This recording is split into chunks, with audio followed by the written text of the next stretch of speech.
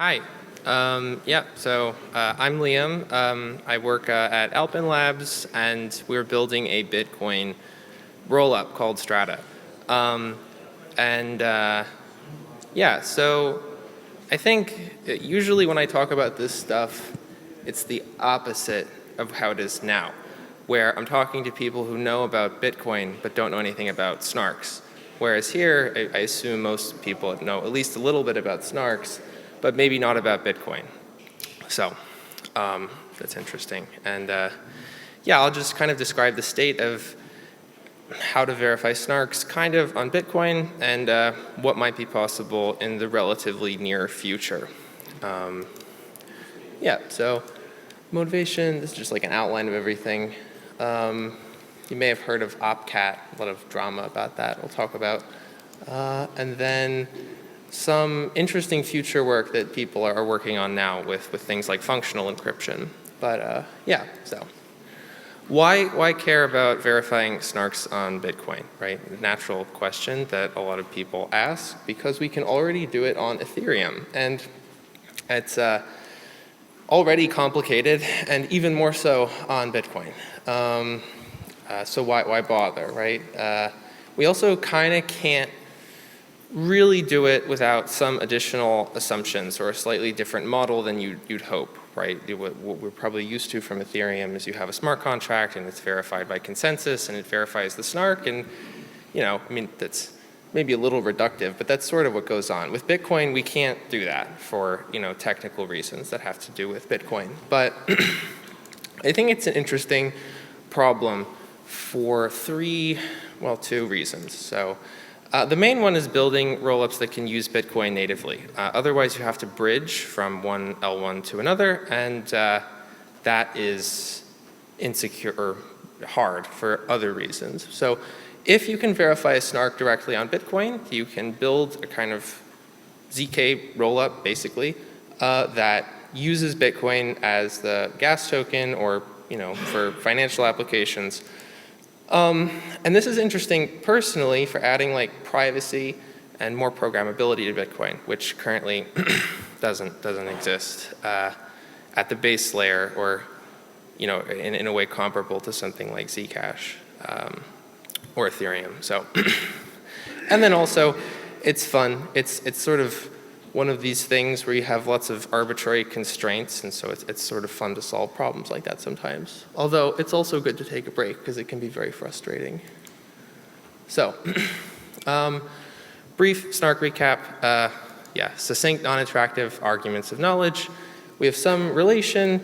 We want to, for example, prove that we know a witness W for some public inputs X, such that XW is in the relation, right? We can prove we know W without revealing what it is, using a short proof that's much shorter than W and generated without interacting with the verifier. So it's not probably new stuff, but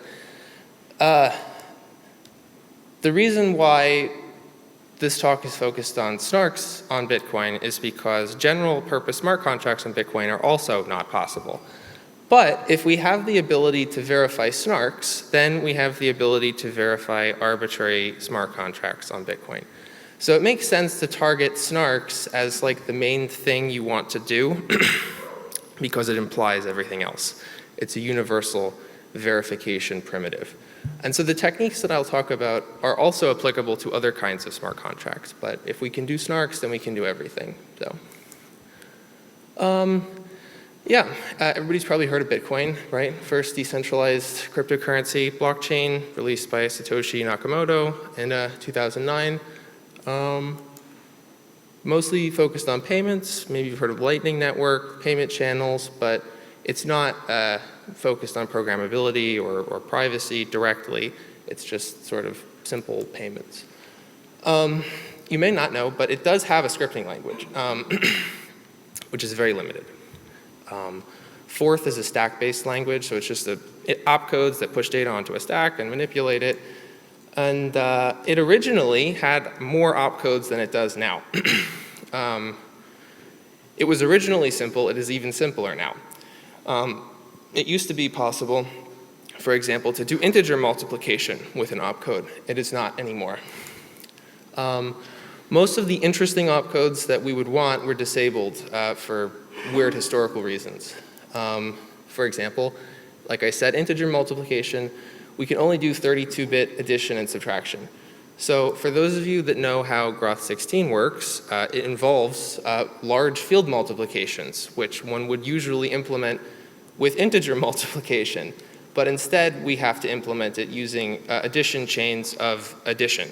So, yeah. Also, all of the opcodes that act on byte strings were disabled, except for the one that tells you how big a byte string is. So you cannot, for example, concatenate byte strings. Very, very limited. There are even more limitations. The stack that you work with can only have 1,000 elements, and each element can only be 32 bits, which is not a lot. It can be larger, but then you can't add them or subtract them. So the only thing you could do is like verify that it's a valid signature or determine how large it is. A valid script can only have 4 million operations at the absolute maximum. Probably slightly less than that, depending on what they are. But, and probably most damningly, it is not possible to share state between Bitcoin scripts. So you can't make like a smart contract that has some kind of persistent state. So it's looking kind of hopeless maybe at this point. There's not a lot of like ways we could possibly do this because the Groth verification script is far, far larger than 4 million opcodes. Remember, each opcode can be basically an addition. So, and then one other thing I'll touch on, which is like a Bitcoin thing, is this concept of covenants. So, like I said, you can't share state between Bitcoin scripts, but you can restrict how a Bitcoin script is spent using or a Bitcoin UTXO, I'm sorry, using a script, right? So the script would say check a signature, and if you can satisfy the script, then you can spend the money. What you can't do is place restrictions on the money after it has been spent. So you can't encumber Bitcoin with future restrictions. And conceptually, this is sort of how you would make a smart contract in a UTXO model, or at least one way to do so, where you have some money and you attach some sort of spending condition. So it's like, you can spend it if you have a valid SNARK, and you want to be able to spend it into a new thing that has the same restriction, say, so it carries forward. But we can't do that. So, and covenants are very controversial in Bitcoin. There has been, the situation has warmed towards them, but they're not currently possible. What we will do is simulate a covenant with a trusted setup of pre-signed transactions. So basically, rather than implementing this in consensus, everybody gets together, creates a state machine of transactions, pre-signs them, destroys their keys, and that allows us to do a covenant, or simulate a covenant. Okay, so how can we verify SNARKs on Bitcoin with all of these restrictions? There is an ongoing effort to implement Groth16 with BN254 in Bitcoin script. I think currently it's between 1 and 2 billion opcodes. And that's just one giant script that doesn't use more than 1,000 stack elements. I guess it's worth noting that it is not like fundamentally impossible. It's just far, far too large to meet the restrictions. So, and like I said, right, we can't share data between scripts. It won't fit in one script. So how do we fix this? So BitVM, which is this protocol from Rob and Linus, had the insight to use an optimistic protocol to split up the script. So what does that mean? You have your script, you split it into pieces. There's no way to get consensus to verify that you've executed all of the pieces correctly. However, you can do a simpler thing, or maybe not simpler, but simpler from the perspective of consensus, where the prover asserts that they have executed each step of the script correctly, and then a challenger can say either you executed one step incorrectly, one chunk, or you failed to properly split the state. So you didn't copy the state from one chunk to the next chunk correctly. And that is possible to check on Bitcoin, or rather you can prove that you did that incorrectly. You can construct a fraud proof. So that's basically what we're going to do with BitVM. We can slash if the data between scripts is shared incorrectly. If you look up BitVM and try and read about it, it might be confusing because there are a bunch of different things that are all called BitVM.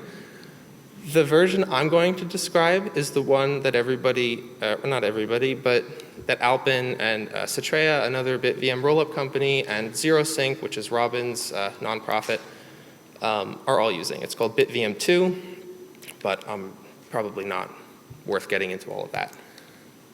Okay, so in a nutshell, how does BitVM work? There's a single prover who's designated in advance that will construct a SNARK that, say, a roll-up state transition happened correctly, or that the bridge should release some money. Assume we have a big Bitcoin script that is the SNARK verifier. And we split the script into a directed graph of chunks, where each chunk has a sort of computation and some sort of precondition predicate. Okay, so if all of the functions are satisfied in the DAG, then the computation succeeded. So imagine the computation just returns true or false, and this predicate here is used to pass input to the chunk non-deterministically through this local parameter. It's a bit like PCD. Yeah, so each edge in the DAG is some data shared between the chunks, and each node is going to perform some piece of the computation. And all of this has to fit in one Bitcoin script. Remember, 4 million opcodes, 1,000 stack elements, and so on. And sort of crucially important, right, for the optimistic part of the protocol, the prover is going to be forced to sign all of the data shared between the chunks. So either they will have signed some data that was not what the chunk produced, or one of the chunks will be incorrectly executed, or they're honest. Usually people write it with one input and output, but that's not strictly speaking required. And sometimes it's convenient to have multiple inputs and outputs. Okay, so when you initiate the BitVM protocol, so you want to, or I guess maybe, I'm not going to talk about how the bridge actually works or how the larger system works, but conceptually the prover or the bridge operator will post a SNARK and they'll assert that it's correct. And then anyone can challenge and say that no, it is not correct. Then, in the first round, the prover is forced to put or to sign the data for every edge. So every edge in the DAG, they're going to sign these ins and outs. Each node in the graph, which is a computational step, will have a slashing script.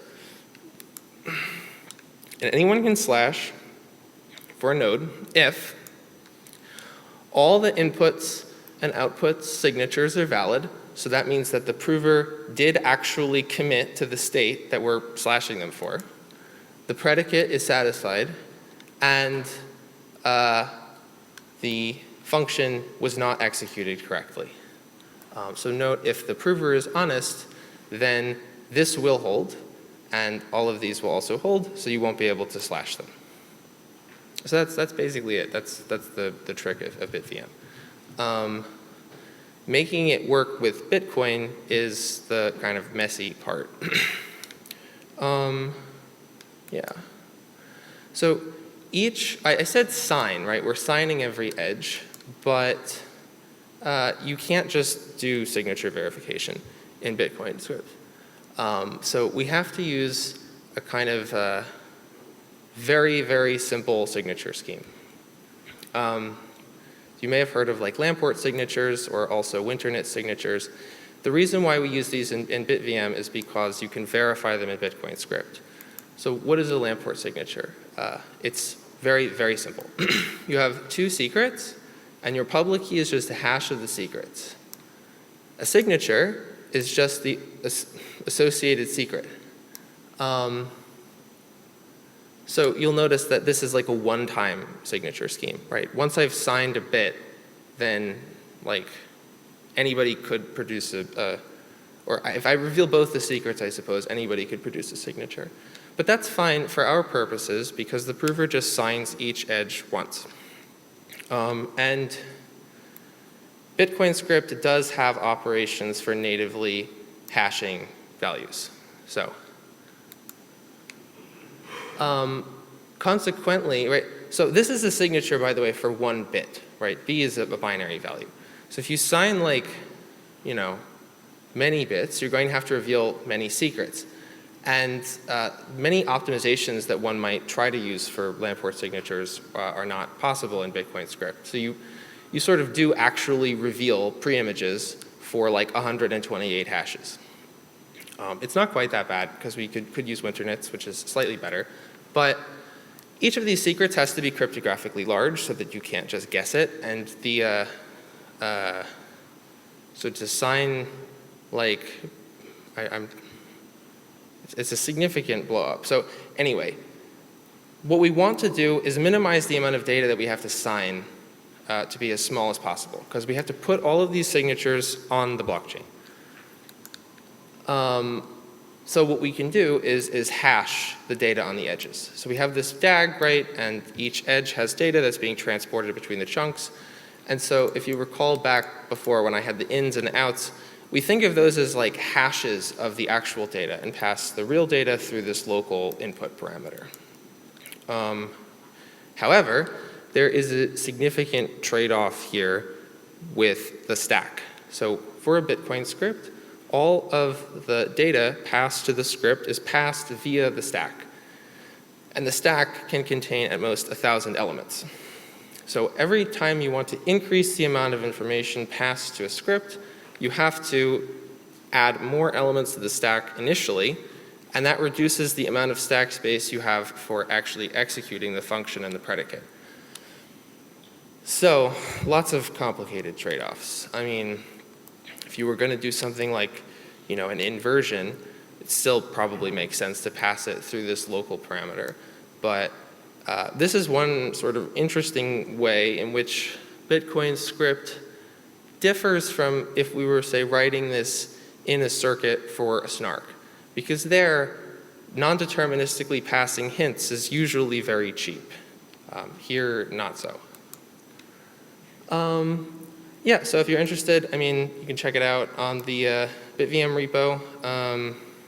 It's improving, you know, much more than it was, but it's still very large and complicated, and definitely needs a lot more attention before anybody uses it for anything serious. Okay, so that's basically the state of the art of SNARK verification on Bitcoin right now. We would use BitVM 2 in the manner I described with the optimistic protocol to verify a SNARK.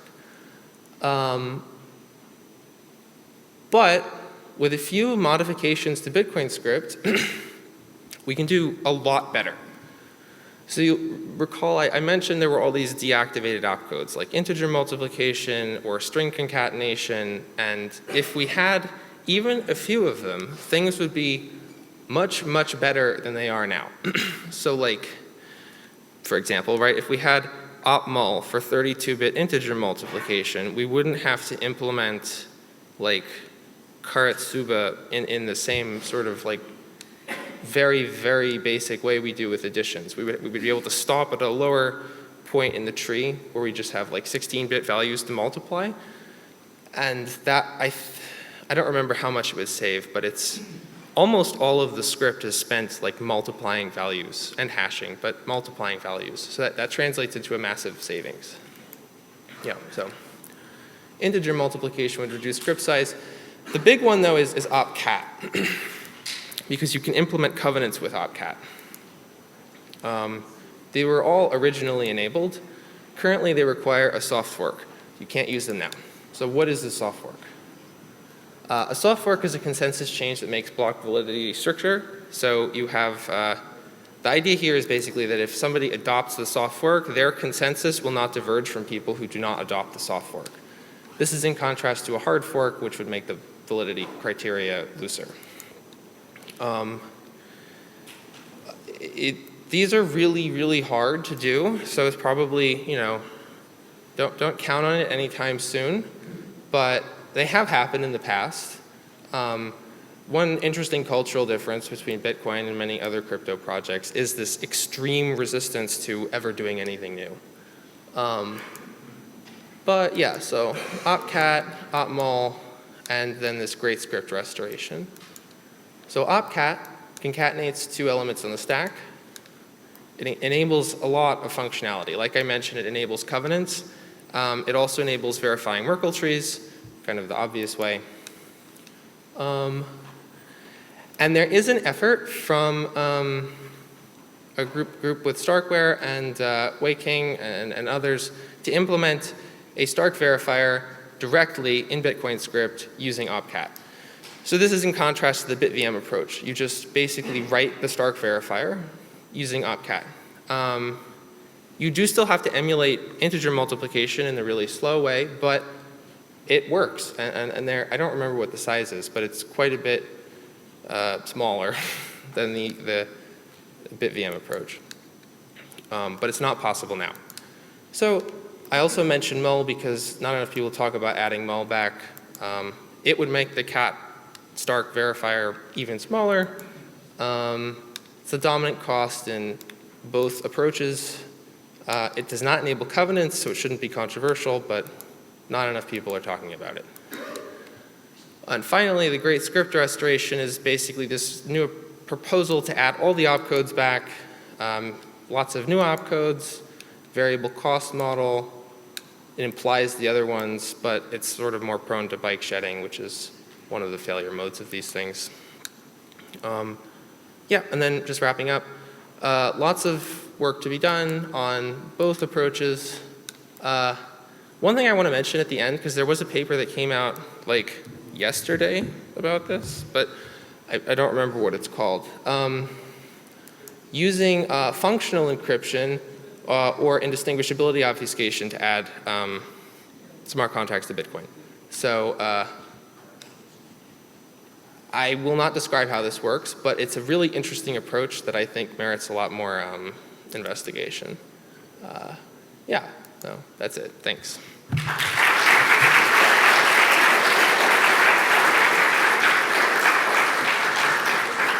Thanks, Liam.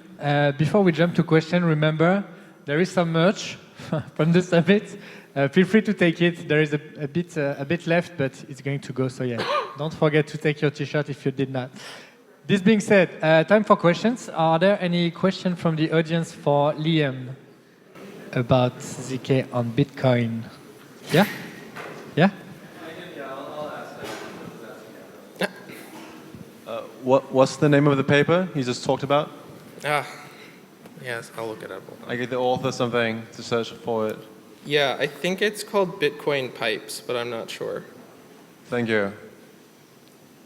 Yeah, Bitcoin Pipes from Mikhail Komarov. Thanks for the presentation. Question on so the Grot16 verifier you implement via BitVM, is it tied to the circuit or is it really a generic Grot16 verifier and I can supply the verification key as input? Tied to the Groth circuit? Yeah, to whatever circuit I'm... No, it's just like 3 Miller loops, basically. Okay. Yeah. Thanks.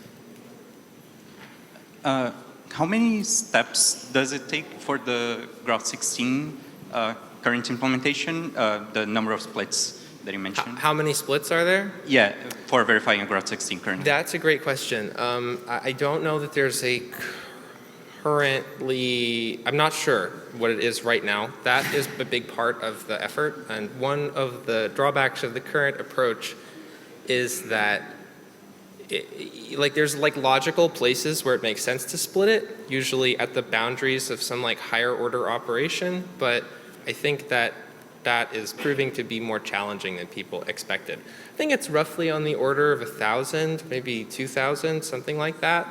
Or you can actually figure out the minimum just by dividing by the 4 million. But there's like overhead from the hashing of the inputs and outputs. So yeah, thousands.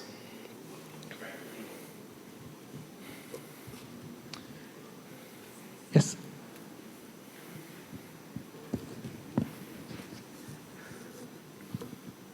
So a Groth16, I think, is around maybe 3 point something gigabytes, right, of script. The script size? Yeah, 2.9 gigabytes, I think. I'm not sure there. what it is, but that sounds plausible. Yeah, and then so what we're trying to do with the chunking is we need to get it down to under 4 megabyte chunks, right, to fit into one Bitcoin block. What I still don't understand is how do the signatures, where do the signatures come into play here? Like because that task is to go to 4 megabytes, and where does the signatures? The signatures on the edges that I meant, like the Lamport signatures? Right. So like the one way that a cheating prover would operate is they'd pretend like a script had some output state S prime when it really had output state S. So you have to force the prover to put something on chain that lets you measure whether they've equivocated. That's conceptually what the signatures do. So the script will like compute the correct value and then you check that it's not that.